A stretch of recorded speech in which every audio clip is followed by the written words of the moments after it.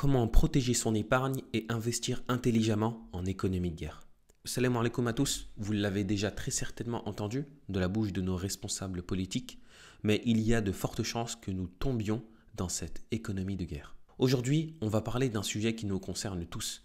Comment protéger son patrimoine dans un monde de plus en plus instable? Les tensions géopolitiques augmentent, les États injectent des milliards dans la défense et l'inflation grignote nos économies en silence. La vraie question, comment protéger votre épargne et investir intelligemment dans cette nouvelle ère économique? Parce que lorsqu'un pays entre en économie de guerre, tout change. Les dépenses militaires explosent, les États cherchent de nouvelles sources de financement et bien entendu, l'épargne des citoyens devient une cible facile. Dans cette vidéo, on va voir ensemble les dangers cachés d'une économie de guerre sur votre patrimoine, les stratégies pour protéger votre argent et éviter les pièges. Et enfin, les opportunités d'investissement qui émergent en temps de crise. Prenez des notes et j'espère que cette vidéo vous aidera à sécuriser votre avenir financier. Abonnez-vous et laissez un like pour soutenir le contenu. Ça m'aide énormément à continuer à vous partager ces analyses. C'est parti. Qu'est-ce qu'une économie de guerre? Première chose à prendre en compte. Un pays n'a pas besoin d'être en guerre pour entrer en économie de guerre. Une économie de guerre, c'est quand un pays réoriente massivement ses ressources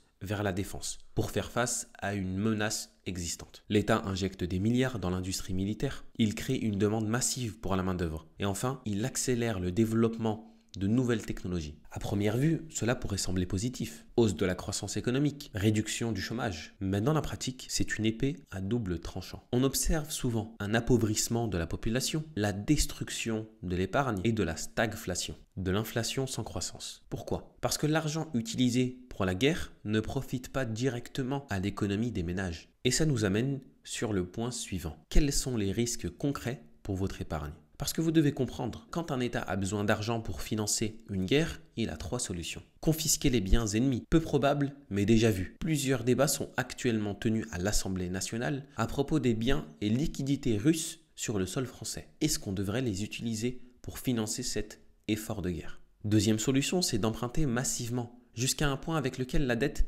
devient insoutenable. Mais c'est quand même une solution qui reste très compliquée, en sachant que la dette française a atteint des records. La troisième solution qui existe, c'est de créer de la monnaie en faisant tourner la planche à billets, provoquant de l'inflation. Bien entendu, c'est une mauvaise idée, au vu de la croissance économique actuelle. Des exemples historiques, on en a. Par exemple, après la Première Guerre mondiale, l'Allemagne a financé sa dette avec la planche à billets. Résultat, une hyperinflation dévastatrice, où une miche de pain coûtait 2 milliards de marks. Aujourd'hui, le contexte est similaire. La France a un déficit record. Les dépenses militaires explosent et l'inflation continue de ronger notre pouvoir d'achat. Résultat, c'est notre épargne qui est en danger. Le pouvoir d'achat diminue, les gouvernements peuvent bloquer l'accès à l'épargne, des prélèvements forcés et taxes exceptionnelles sont encore possibles. Et ça a déjà été fait. Mais la question se pose maintenant. Comment protéger son épargne? C'est très simple. La clé, c'est la diversification. Ne laissez pas tout votre argent en banque. Allez chercher des actifs tangibles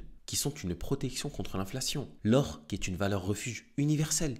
L'immobilier protège contre l'inflation grâce à l'indexation des loyers. Et enfin, on a aussi les terres agricoles, qui est un actif sous-estimé, qui permet de garantir l'accès à des ressources essentielles. On a aussi les devises étrangères, parce qu'avoir une partie de son argent en francs suisses, en dollars US ou en livres sterling, c'est toujours très intéressant. Pour ce faire, vous pouvez ouvrir un compte multidevises chez Revolut ou Wise pour éviter des frais de transaction de change trop importants. On a aussi une autre solution qui est l'assurance vie au Luxembourg. Deux points importants. L'assurance vie au Luxembourg est une protection contre les blocages bancaires avec la loi Sapin 2. Aussi, ça permet une sécurisation des fonds en cas de faillite bancaire. Bien entendu, un patrimoine bien diversifié résistera toujours mieux aux crises. Mais comment profiter des opportunités en temps de guerre? De manière éthique, bien entendu. Parce que les guerres ne détruisent pas seulement les patrimoines, elles peuvent aussi en créer de nouveaux.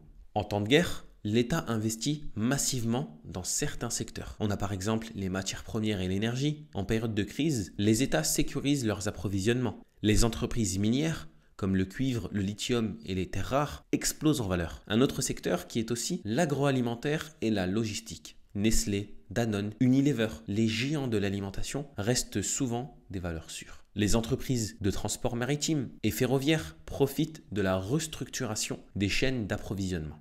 Mais attention, investir dans ces secteurs ne doit pas se faire à l'aveugle. Avant d'investir, vous devez vérifier plusieurs points. Quels sont les revenus issus de l'activité de l'entreprise? Est-ce une industrie qui bénéficie d'activités illicites? Les acteurs impliqués sont-ils liés à des activités non éthiques, armes ou bien des activités haram, comme l'alcool et les jeux d'argent? Vous devez aussi vérifier l'objectif. Est-ce que l'entreprise apporte une réelle valeur ajoutée et conforme à nos principes islamiques? Un investissement peut être rentable, mais s'il est illicite, c'est un piège. Vous devez investir intelligemment et proprement, c'est primordial. Dites-moi en commentaire si vous avez déjà analysé vos investissements sous l'angle de l'éthique et de la licéité. Aussi, dites-moi quels sont vos actifs de protection favoris. En conclusion, qu'est-ce qu'on peut bien faire pour protéger notre épargne? Voici les 3 choses que vous devez retenir absolument. Ne laissez pas toute votre épargne en euros. Diversifiez. Ne soyez pas victime de l'inflation. Investissez dans des actifs tangibles, de préférence, qui vont vous rapporter un rendement au moins égal à l'inflation. Le monde évolue, mais ceux qui s'adaptent et anticipent resteront toujours en avance. Dites-moi en commentaire quels sont vos investissements actuels et est-ce que vous avez déjà diversifié vos placements. Likez et abonnez-vous et on se retrouve à très vite pour une nouvelle vidéo.